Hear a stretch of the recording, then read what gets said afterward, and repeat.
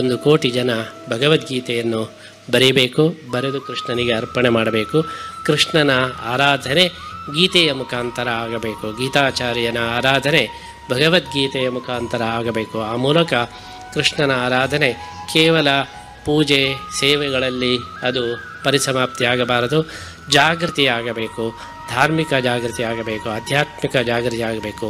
ನಮ್ಮೆಲ್ಲ ಒಂದು ಆಧ್ಯಾತ್ಮಿಕತೆಯ ಮೂಲ ಗ್ರಂಥವಾದಂತಹ ಭಗವದ್ಗೀತೆ ಪ್ರತಿಯೊಬ್ಬರಿಗೂ ಕೂಡ ತಲುಪಬೇಕು ಎಂಬ ಉದ್ದೇಶದಲ್ಲಿ ಕೋಟಿ ಗೀತಾ ಲೇಖನ ಯಜ್ಞದ ಒಂದು ಕಾರ್ಯಕ್ರಮವನ್ನು ಕೂಡ ನಾವು ಹಾಕಿಕೊಂಡಿದ್ದು, ನಮ್ಮ ಪರ್ಯಾಯದ ಈ ಪ್ರಥಮ ಹೆಜ್ಜೆಯಲ್ಲಿ ನಾವು ಇದನ್ನು ಇಲ್ಲಿ ಘೋಷಣೆ ಮಾಡಲಿಕ್ಕೆ ಬಹಳ ಸಂತೋಷ ಪಡ್ತಾ ಇದ್ದೇವೆ.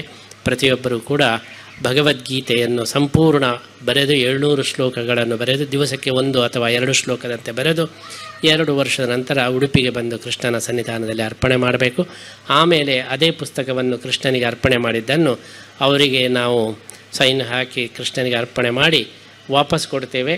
ಅದನ್ನು ಮನೆಯಲ್ಲಿ ದೇವರ ಕೋಣೆಯಲ್ಲಿ ಪೂಜೆಗೆ ಇಟ್ಟು ನಿತ್ಯ ಪೂಜೆ ಮಾಡಬೇಕು. ಮುಂದೆ ಅವರ ಮಕ್ಕಳು ಮೊಮ್ಮಕ್ಕಳು ಅವರೆಲ್ಲರೂ ಕೂಡ ಅದನ್ನು ಪೂಜೆ ಮಾಡಬೇಕು. ನಮ್ಮ ತಂದೆ ಬರೆದದ್ದು, ಅಜ್ಜ ಬರೆದದ್ದು, ಪಿಜ್ಜ ಬರೆದದ್ದು ಎಂಬುದಾಗಿ ಆ ವಂಶದಲ್ಲಿ ಆ ಒಂದು ಪುಸ್ತಕಕ್ಕೆ ವಿಶೇಷವಾದ ಒಂದು ಪಾವಿತ್ರ್ಯ ಪೂಜ್ಯತೆ ಬಂದು ಆ ಪುಸ್ತಕ ಅದು ಇಡೀ ವಂಶಕ್ಕೆ ಭಗವದ್ಗೀತೆಯ ಸ್ಫೂರ್ತಿಯನ್ನು ಪ್ರೇರಣೆಯನ್ನು ಕೊಡುವ ಹಾಗೆ ಆಗಬೇಕು ಎಂಬುದಾಗಿ, ಹೀಗೆ ಕೋಟಿ ಮನೆಗಳಲ್ಲಿ ಭಗವದ್ಗೀತೆಯ ಆರಾಧನೆ ನಡೆಯಬೇಕು ಎಂಬಂಥ ಈ ಒಂದು ಉದ್ದೇಶದಲ್ಲಿ ಕೋಟಿ ಗೀತಾ ಲೇಖನ ಯಜ್ಞ ಈ ಕಾರ್ಯಕ್ರಮವನ್ನು ಹಮ್ಮಿಕೊಂಡಿದ್ದು, ನಮ್ಮ ಪರ್ಯಾಯ ಕೇವಲ ಅದೊಂದು ಸಾಂಪ್ರದಾಯಿಕವಾದಂತಹ ಒಂದು ಪದ್ಧತಿಯಂತೆ ನಡೆತಕ್ಕಂತಹ ಪರ್ಯಾಯ ಮಾತ್ರವಾಗಬಾರದು, ಅದು ಶಾಶ್ವತವಾದಂತಹ ಒಂದು ಕೃಷ್ಣನ ಸಂದೇಶವನ್ನು ಎಲ್ಲ ಕಡೆ ಪಸರಿಸ್ತಕ್ಕಂತಹ ಒಂದು ನಿಮಿತ್ತ ಆಗಬೇಕು ಎಂಬಂತಹ ಈ ದೃಷ್ಟಿಯಲ್ಲಿ ಕೋಟಿ ಗೀತಾ ಲೇಖನ ಯಜ್ಞವನ್ನು ನಾವು ಘೋಷಣೆ ಮಾಡಿದ್ದೇವೆ.